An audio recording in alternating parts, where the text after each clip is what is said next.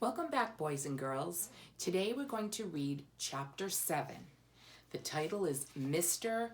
Castor P. Canard and Company. The Beaver's lodge was a large, domed structure made of sticks and twigs, plastered over with mud. To get inside the lodge, the beavers, just as Valerian had informed Rye, had to swim through an underwater tunnel. Though a small vent hole at the top of the dome provided some fresh air, it was hot and humid inside the lodge.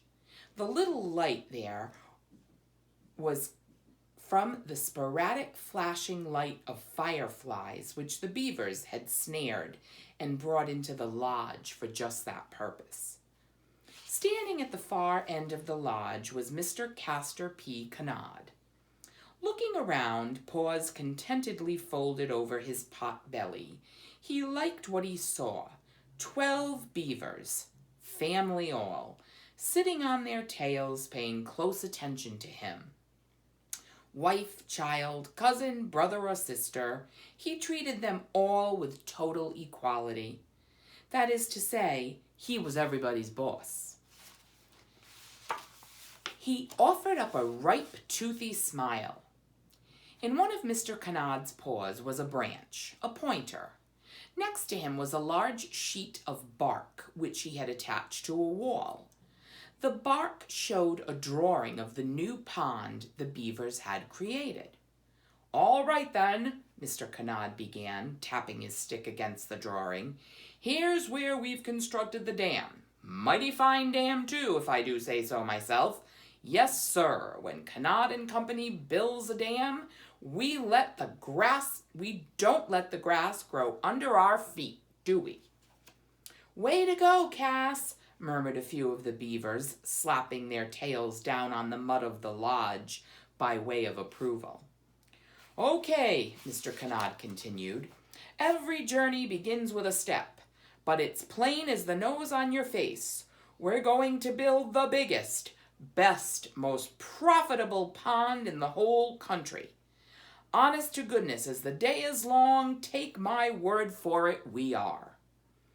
You know what the old philosopher said, if you can't see the forest for the trees, chew the trees down." Okay, good news and bad news. The good news is that so far we've done a fine job on the pond. Peachy keno job. Mr. Canard tapped the map with his stick. Bad news, he went on with a good-natured chuckle, Rome wasn't built in a day either. Which reminds me, has anyone come up with a good name for this project? The locals call the brook the brook. Hey, dull as ditch water. Can't sell lodges by calling them the brook, far as I'm concerned. It doesn't hit the nail on the head. "Hey, Cass," one of the beavers called out, "what about Wet Wonderland?" "Or Welcome Water World," suggested another. "Mud Flats," offered a third. To each suggestion, Mr. Canard offered up a toothy smile. Fine, he said. "Keep those thinking caps on. Those names are A-OK. What we need, though, is something that hits folks square in the eye. Something strong, dynamic, that goes over the top, scores a bullseye, is a hole-in-one, the whole 10 yards. A knockout in one, slam dunk. I'm telling you straight from the heart. There's nothing I admire more than originality, as long as it fits the bill. So sure as the sun rises in the morning, I put on my thinking cap and came up with, this should knock your front teeth cockeyed, Canard's Cute Condos. Says it all, don't you think? Canard's Cute Condos. Has a solid ring to it, wouldn't you say? The real plastic." There was a general thumping of tails. And here's a picture of the beavers at their meeting.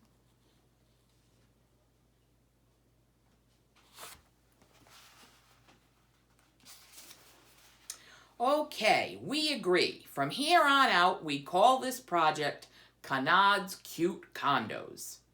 Now, Mr. Kanad continued, using his stick to clarify his ideas, with the dam built right here, Kanad's Cute Condos will extend its boundaries.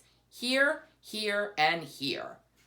How do you like them wood chips? He grinned, exposing his orange buck teeth to the fullest. Tails thumped. As for lodges, we'll scatter them here, here, and here, plus a few more canals over here. Mr. Kanad pointed to different places on the bark. I know this is a lot of work, but don't forget the turtle, the hare, or the Alamo. We don't want to let the grass grow under our feet, which is okay, except we want water under our feet. The more the better. If there's one thing I can tell you, Kanad's Cute Condos will be wet. My loyal, hard-working company, Mr. Kanad continued, we're the original eager beavers. Kanad and Company has never shied from hard work and never will. Yes, sir.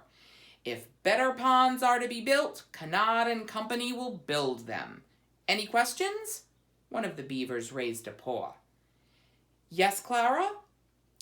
I have received a complaint about what we're doing here. Rather rudely put, too, I'm afraid. Mr. Kanad nodded eagerly. Hard to believe, sweetheart, but there are those who want life to go on the way it always has. Can't stand progress. They resist it. Okay, let's be sensitive to these folks. Pity them. They don't understand they're sitting right smack dab in the middle of the future. So be patient, but get on with the job.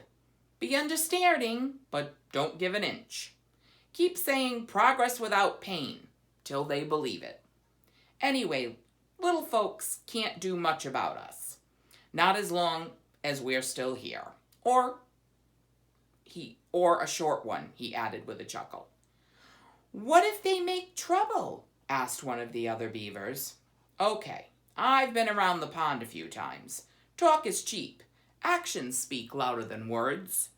A flat whack of the old tail solves most problems. Hey, the bottom line is, we've got bigger bottoms. The lodge rippled with laughter and a few tail slaps. All right then, Mr. Kanad concluded. Don't have to remind you there's work to be done. I'll be by your side. Don't want to hear any beaver who isn't busy. Hang in there, be fresh as a daisy. When the going gets tough, the tough get going. And finally, from the bottom of my heart, and from the top as well, as the sides and also the middle, I want to say to you all, and I mean this really, I do, with all my soul, honestly, sincerely, have a nice day. And that's the end of Chapter 7.